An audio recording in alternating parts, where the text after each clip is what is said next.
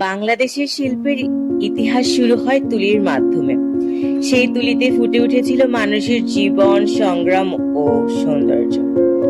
1940 দশকের জয়নুল আবেদীন তার তুলির আঁচড়ে দেখিয়েছিলেন শিল্প মানে শুধু রং নয়, শিল্প মানে মানুষের হৃদয়ের কষ্ট ও আশা। তারপরে এসেছিলেন কামরুল হাসান, কায়রুম চৌধুরী, আরো বিভিন্ন শিল্পী, যারা বাংলার মাটিকে ক্যানভাস বানিয়ে আমাদের সাংস্কৃতিক বিশ্বের সামনে তুলে ধরেছেন। এই সিরিজ বাংলার তুলির কিংবদন্তি, তাদের প্রতি আমার শ্রদ্ধা এবং ভালোবাসা, এক প্রজন্ম থেকে আরেক প্রজন্মকে জানে শিল্প যে থাকে।